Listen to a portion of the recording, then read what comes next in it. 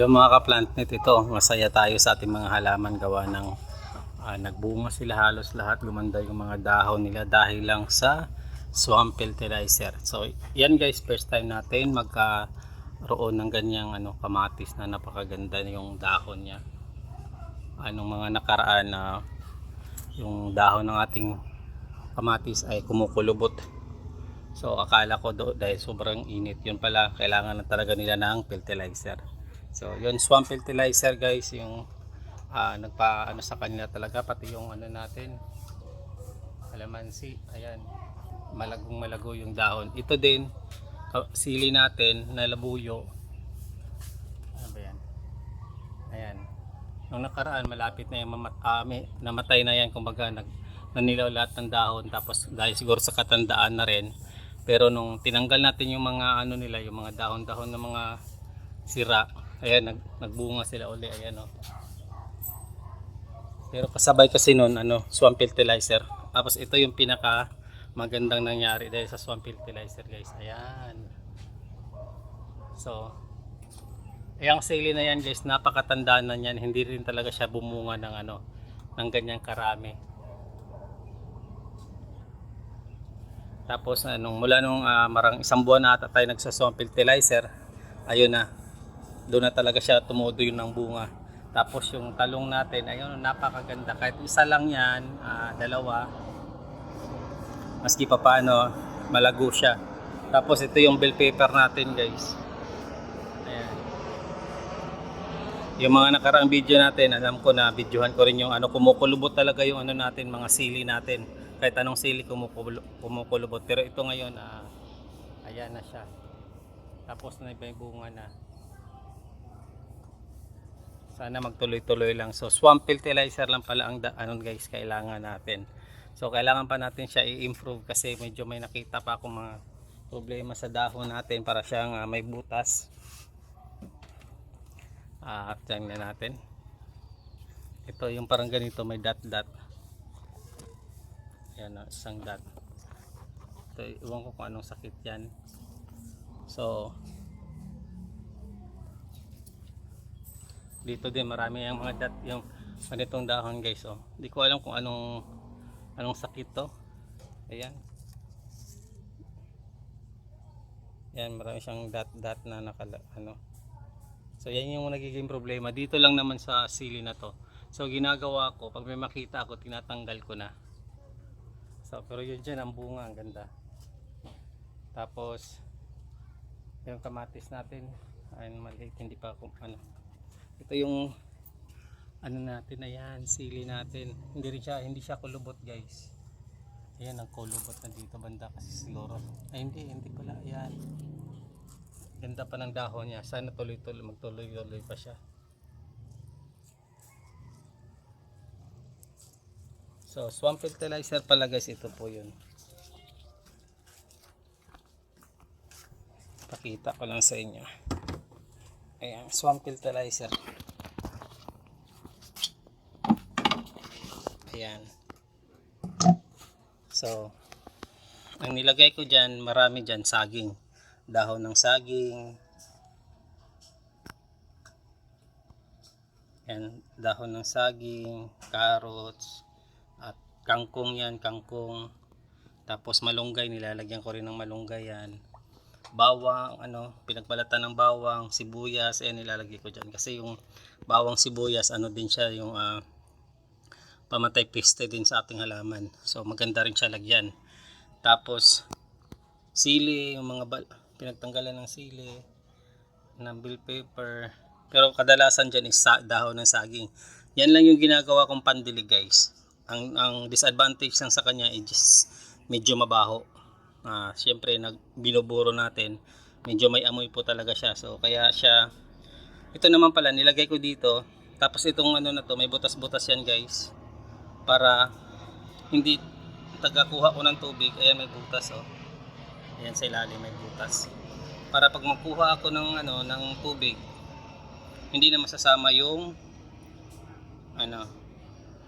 yung mga nilagay natin na pampataba. So ganyan lang. So dyan ako magdidilig, ganun lang. Kukuha ng tubig. Kumbaga diyan ako kakalos ng tubig para hindi na yun sasama yung mga nilagay natin. So diyan ako sa gitna kumukuha.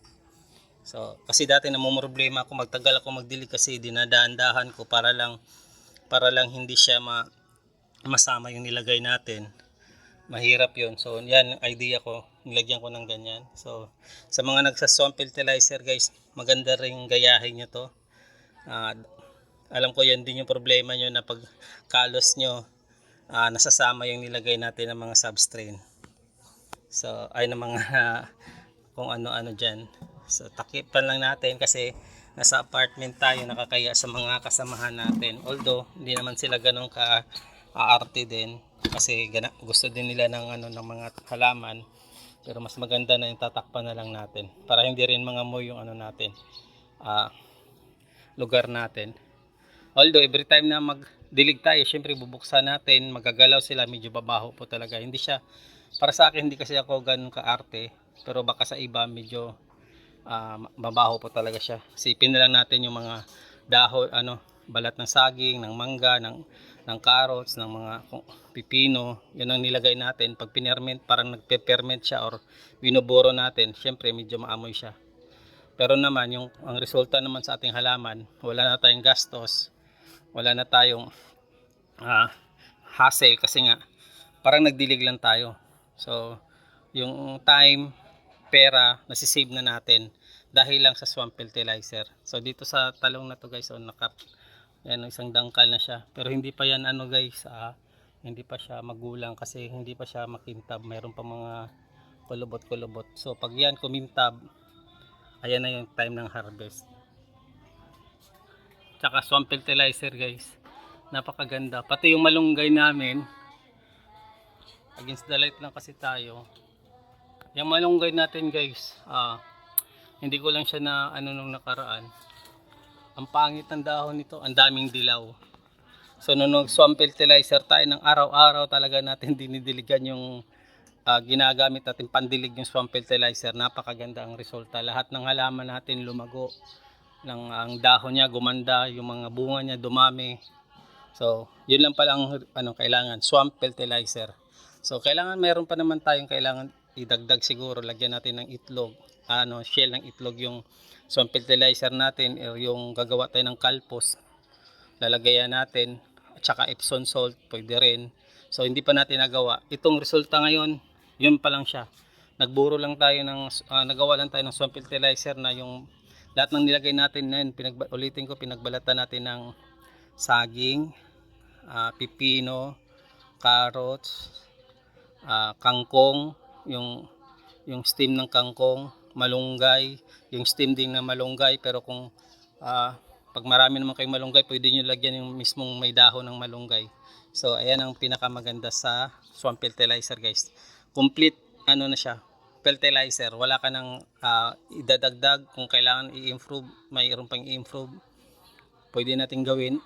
Ihalo din natin sa ating swamp fertilizer para yung trabaho natin isa lang.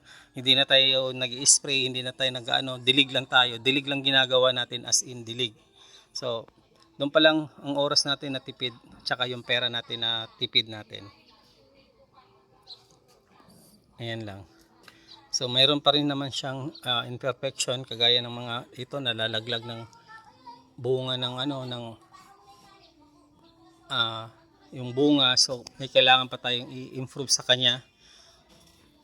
Pero dito pa lang sa kalamansi guys, sa kamatis.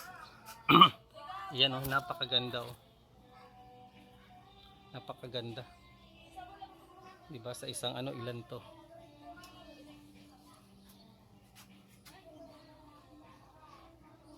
Wala siyang guys, wala siyang yung halimbawa ito nalaglag, wala, kompleto siya na lahat na bunga, nabuo lahat. Nakakatuwa. So ito pala yung kamatis, hindi sa atin to, dito to sa Sycandor. So nilagyan din natin ng swamp fertilizer, dinidiligan din natin.